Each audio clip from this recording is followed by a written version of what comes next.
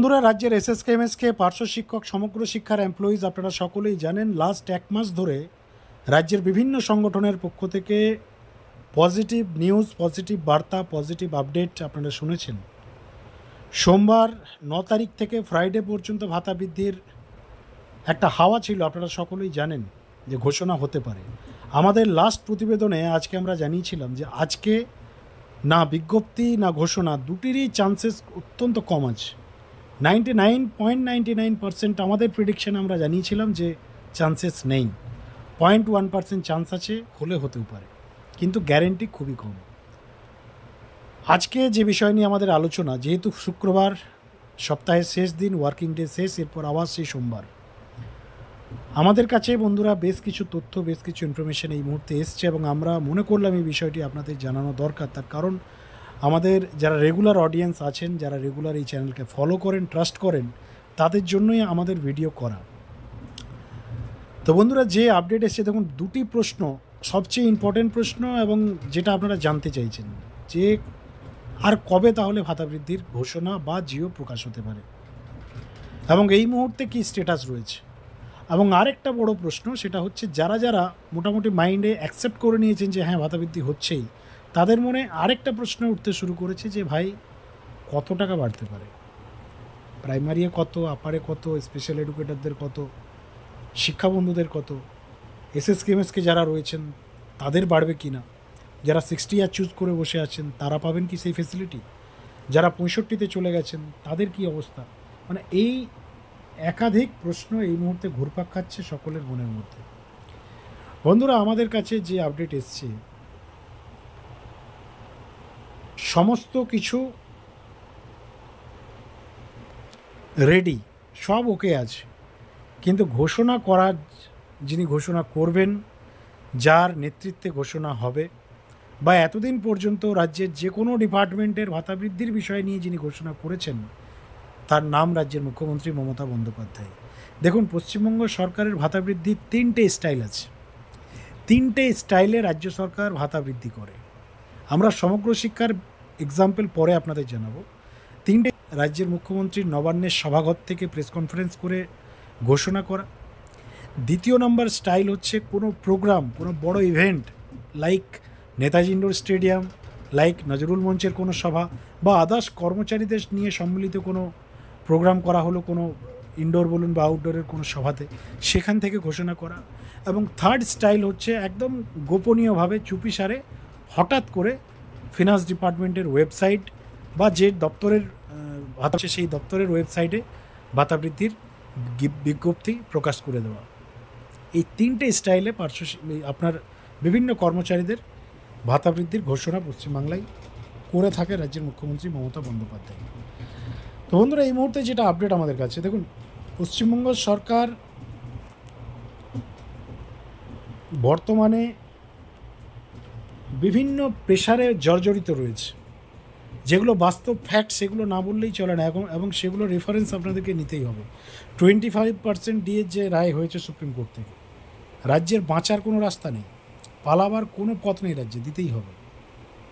কিন্তু এবার বড় প্রশ্ন হচ্ছে, তার জন্য কি সমগ্র শিক্ষার যেটা হয়ে আছে সেটা আটকে যাবে? মোটেও না। সমগ্র শিক্ষা যেটা হয়ে আছে প্রসিডিওর মানে লোডেড একটা কনসেপ্ট।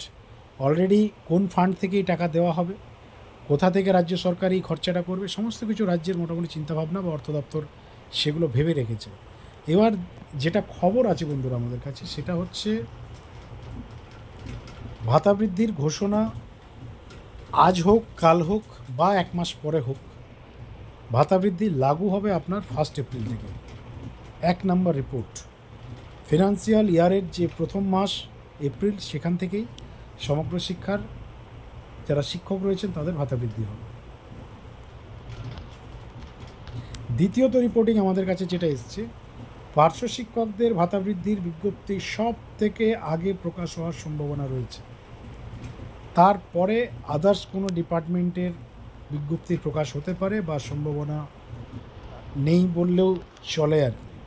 কারণ পার্শ্ব শিক্ষকদের যে ইনপুট আমরা পেয়েছি তাতে আদার্স কোনো ডিপার্টমেন্টের ইনপুট এখনও পর্যন্ত আসেনি, লাইক শিক্ষাবন্ধু বা আরও যারা রয়েছেন সমগ্র শিক্ষার, তো সমগ্র শিক্ষার গ্রুপ সি গ্রুপ ডি সকলের যে হচ্ছে বা সবার হবে এই চান্সেসটা কিন্তু ভেরি লো। এই রিপোর্টিংটা কিন্তু আমাদের কাছে এখনও পর্যন্ত নেগেটিভ আছে, only for para teacher and special educators. তাছাড়া এখনও পর্যন্ত অন্য ডিপার্টমেন্টের চান্সেস কিন্তু খুব কম। এবং বিজ্ঞপ্তি যদি রিলিজ হয়, রাজ্য সরকার যদি বিজ্ঞপ্তি বের করে, ইন্ডিভিজুয়াল সেক্টর ওয়াইজ বিজ্ঞপ্তি আসবে, এমন নয় যে একটা বিজ্ঞপ্তির মধ্যে সকলকে রিমাইন্ডার করে দেওয়া হলো। এবং 3 নম্বর যে আপডেট আমাদের কাছে বন্ধুরা এসছে সেটা হচ্ছে পার্শ্ব শিক্ষকদের সঙ্গে এসএসকেএমএসকে যারা 60 ইয়ার আছেন, 60 ইয়ার যারা চুজ করেছেন তাদেরকে রাজ্যের পক্ষ থেকে বলা হয়েছিল যে পার্শ্ব শিক্ষকদের ফেসিলিটিস আপনারা পাবেন যারা 60 বছরটা চুজ করবেন। তো সেই অনুযায়ী যারা 60 বছর চুজ করেছে এসএসকেএমএসকে শিক্ষক শিক্ষিকা, তারা কিন্তু এই বর্ধিত ভাতা যেটা বাড়তে চলেছে সেটা কিন্তু পেতে পারে, পাওয়ার সম্ভাবনা আছে, উজ্জ্বল সম্ভাবনা রয়েছে। এবং নেক্সট যে আপডেট বন্ধুরা আমাদের কাছে আছে সেটা হচ্ছে কত টাকা বাড়তে পারে। 32,000, 33,000, 40, 45, 50? মোটেও না। আমাদের কাছে যে রিপোর্টিং আছে, প্রস্তাব যেটা দেওয়া হয়েছিল, একটা পক্ষের প্রস্তাব আমরা জানিয়ে রাখি আপনাদের, 26,000 এবং 33,000 টাকা। 26,000 এবং 33,000 টাকার প্রস্তাব দেওয়া হয়েছিল। সেই প্রস্তাবে কতটা গ্র্যান্ট করা হয়েছে আমাদের জানা নেই, তবে যা আপডেট বিভিন্ন সূত্র মারফত যে খবর আসছে তাতে আমাদের আজ থেকে প্রায় 1 সপ্তাহ আগে প্রতিবেদনে আমরা আপনাদের জানিয়েছিলাম যে 25,000 প্লাস চান্সেস রয়েছে। 25% প্লাস চান্সেস রয়েছে প্রাথমিকে, এবার ধরে নিতে পারেন আপারে হয়তো তার থেকে 3-4 হাজার বা 2-3 হাজার টাকা বেশি হতে পারে।